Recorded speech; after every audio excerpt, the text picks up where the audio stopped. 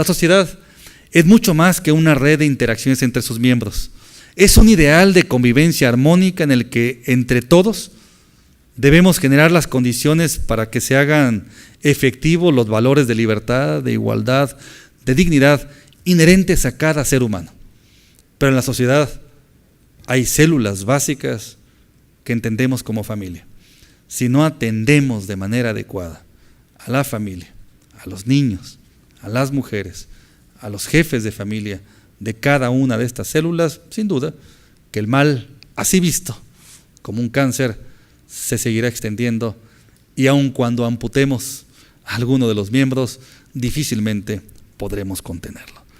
Cuando los gobiernos carecen de eficacia institucional, es más probable que traten de alcanzar sus fines por medios no legales y en última instancia forzando a las personas a obedecerlos, inclusive mediante la fuerza.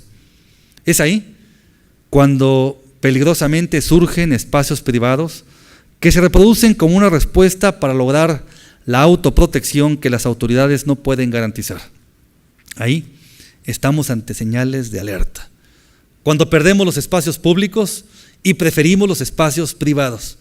Cuando buscamos autoprotegernos, pero entonces también lastimamos la vida social, la interacción, la convivencia, por así decirlo en términos del cuerpo, el tejido mismo del cuerpo, entendido como el tejido social.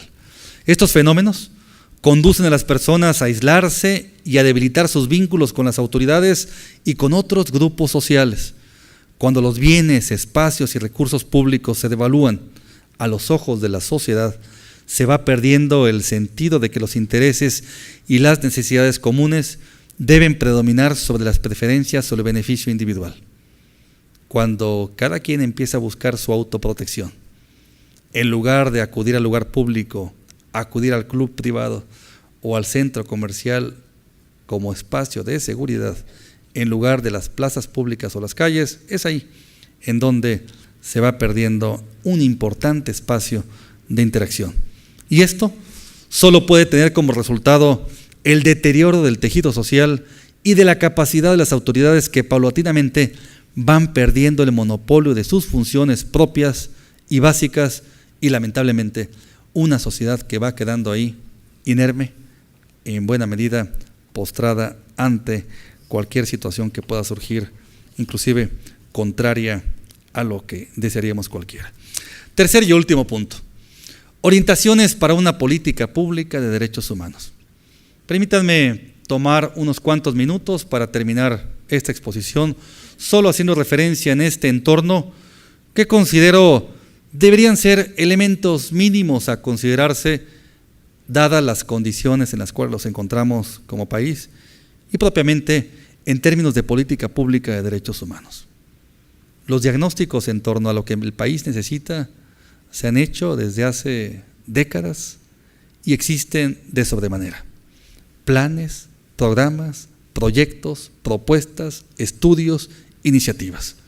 Hoy por hoy podríamos hacer referencia por lo menos a unos 80 grandes temas que es en donde debemos de enfocar nuestra atención.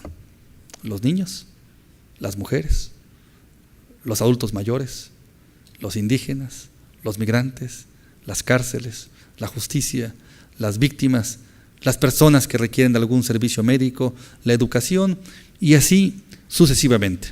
Pero también requerimos voltear un poco la mirada hacia lo que es la cultura de la legalidad.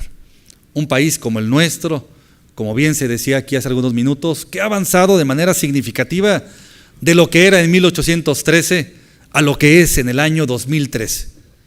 Pero un país también que aún no tiene plenamente arraigada una cultura de la legalidad. Hemos generado leyes prácticamente para todo. Abundan las leyes hoy por hoy prácticamente para todos los temas, en mayor o menor desarrollo en una u otra circunstancia. Pero lo que está faltando en buena medida es la observancia, el compromiso pleno. Y no es a través del castigo, como podríamos suponer, que se va a favorecer la observancia de la ley. Incrementen las penas, establezcan como delito. No, se va a lograr la observancia a través de una mayor y mejor cultura social. Y la cultura se habrá de lograr sin duda a propósito del primer tema que abordaba aquí, de una mayor y mejor educación. Una educación que tenga muy en claro que debe siempre orientarse, como está previsto en el artículo 3 de la Constitución, desde que este país existe como tal, que debe fomentar el amor a la patria y la solidaridad entre todos, particularmente a las instituciones del país. Pero 5 temas que me parece tendríamos que analizar y revisar, no en cuanto a propuestas, sino más bien, diría yo, en el México de la segunda década del siglo XXI, en cuanto a resultados cuantitativos y cualitativos de cuándo y cómo debemos avanzar. El tema de la justicia.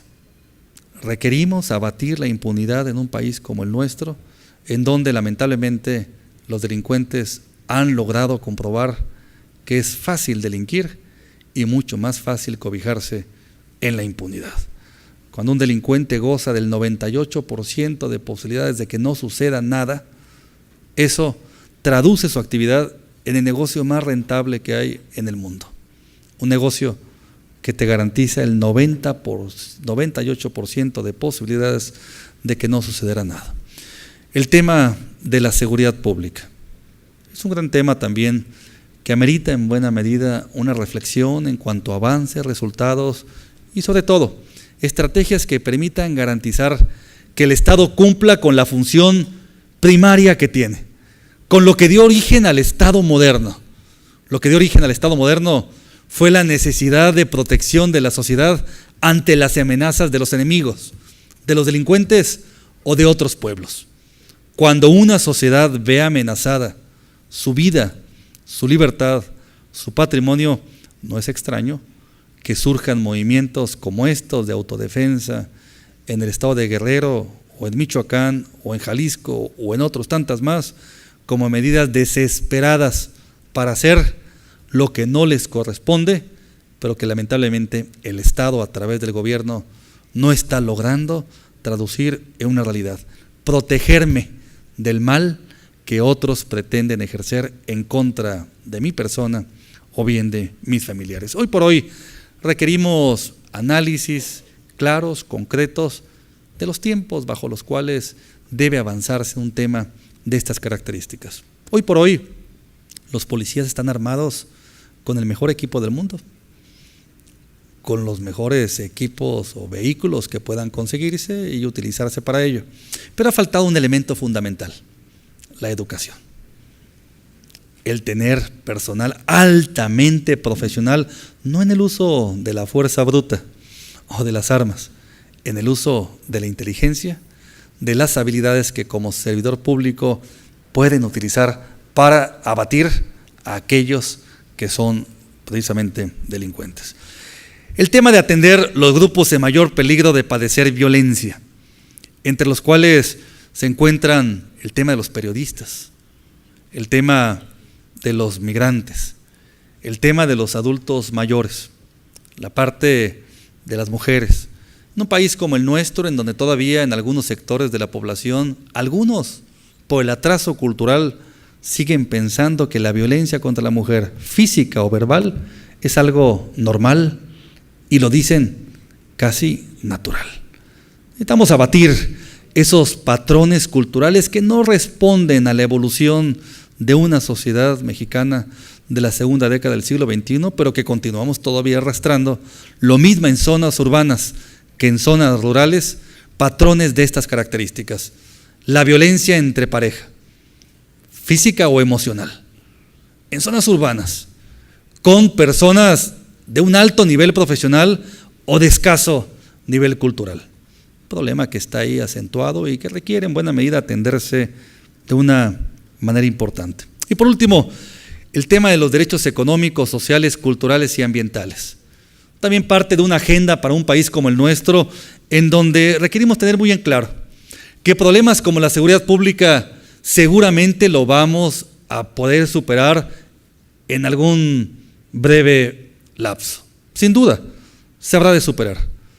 Pero no nos olvidemos del cuidado del ambiente, del entorno, del desarrollo económico que como país requerimos y también del avance cultural que demanda el país, para que no vaya a ser que pasado el tiempo, una vez controlada la condición de seguridad pública, volteemos la mirada a los demás temas y descubramos que nos olvidamos, los abandonamos y estamos rezagados décadas o siglos.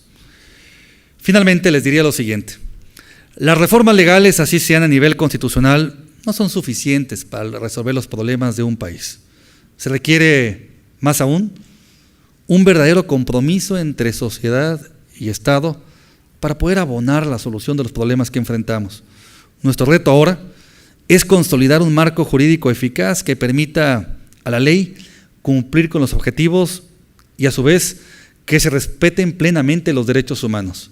Pero en esto se requiere también un compromiso de sociedad y gobierno, en una dualidad que funcione como una unidad, en donde se pueda caminar juntos y se pueda ir atendiendo y resolviendo las diversas problemáticas que existen para poder aspirar a la solución de algunas otras que sobrevengan a futuro, que seguramente las habrá.